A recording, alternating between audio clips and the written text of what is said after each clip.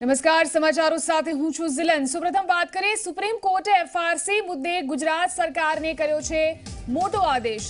નક્કી કરેલી ફી માન્ય ન રાખનારી શાળાઓ સામે કાર્યવાહી કરવાનો આદેશ સુપ્રીમ કોર્ટના જસ્ટિસ બોબડેએ ગુજરાત સરકારને કર્યો છે। આ કેસમાં ગુજરાતની કેટલીક શાળાઓએ પ્રપોઝલ હજુ કમિટી સમક્ષ રજૂ ન કરતા સુનાવણી ટળી છે।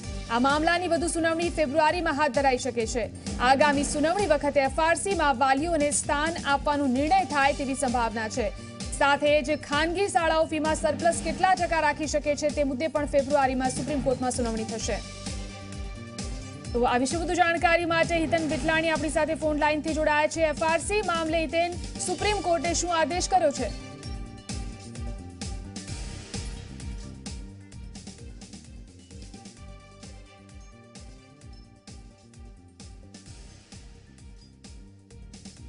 તો સુપ્રીમ કોર્ટે એફઆરસી મુદ્દે ગુજરાત સરકારને મોટો આદેશ કર્યો છે। નક્કી કરેલી ફી માન્ય ન રાખનારી શાળાઓ સામે કાર્યવાહી કરવાનો સુપ્રીમ કોર્ટના જસ્ટિસ બોબડેએ ગુજરાત સરકારને આદેશ કર્યો છે।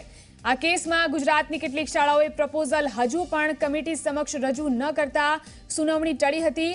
આ મામલાની વધુ સુનાવણી ફેબ્રુઆરીમાં હાથ ધરાઈ શકે છે। તો આગામી સુનાવણી વખતે એફઆરસીમાં વાલીઓને પણ સ્થાન આપવાનો નિર્ણય થાય તેવી પણ સંભાવના છે। આ સાથે જ ખાનગી શાળાઓ ફીમાં સરપ્લસ કેટલા ટકા રાખી શકે છે તે મુદ્દે પણ ફેબ્રુઆરીમાં સુપ્રીમ કોર્ટમાં સુનાવણી હાથ ધરાશે। તો ફરી એકવાર હિતેનનો સંપર્ક કરીશું દિલ્હીથી। જી હિતેન,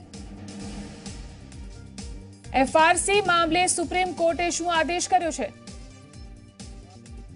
તો સુપ્રીમ કોર્ટમાં સુનાવણી હાથ ધરાઈ હતી અને એટર્ની જનરલ જે ગુજરાત સરકાર તરફથી સમગ્ર કેસ જોઈ રહ્યા છે સુપ્રીમ કોર્ટમાં, તેમને જસ્ટિસ બોબડે સમક્ષ રજૂઆત કરી કે જે હિસાબે સુપ્રીમ કોર્ટે શાળાના સંચાલકોને આદેશ કર્યો હતો કે કમિટી સમક્ષ એક પ્રપોઝલ પોતાનો મૂકે અને જે ફીસ અત્યાર સુધીની સરકાર તરફથી જે નક્કી કરવામાં આવી હતી તે કેટલીક શાળાઓ તેનું અમલીકરણ નથી કરી રહી, જે પણ સુપ્રીમ કોર્ટના આદેશનો ઉલ્લંઘન છે।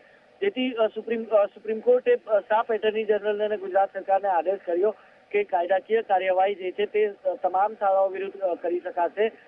જે શાળાઓ સુપ્રીમ કોર્ટના આદેશનું પાલન નથી કરી રહ્યા, કન્ટેમ્પ્ટ ઓફ કોર્ટ કરી રહ્યા છે, તેમના વિરુદ્ધ જે પણ કાયદાકીય પગલાં છે તે કરી શકાશે અને આવતી સુનાવણી ફેબ્રુઆરીમાં હાથ ધરાઈ શકે છે। આવતી સુનાવણી સુધીમાં સુપ્રીમ કોર્ટે તમામ શાળાઓને આદેશ કર્યો છે કે તે તમામ શાળાઓ જેમને હજુ સુધી પ્રપોઝલ રજૂ નથી કર્યા કમિટી સમક્ષ, તે તમામ શાળાઓએ પ્રપોઝલ કમિટી સમક્ષ રજૂ કરવાના રહેશે અને તેમના ઉપર પણ કાયદાકીય પગલાં જે છે તે ગુજરાત સરકાર પ્રપોઝલ રજૂ ન કરવા બદલ કરી શકશે।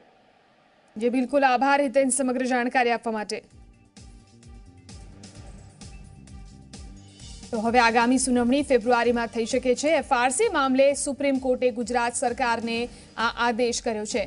નક્કી કરેલી ફી માન્ય ન રાખનારી શાળાઓ સામે કાર્યવાહી કરવાની વાત કરવામાં આવી છે।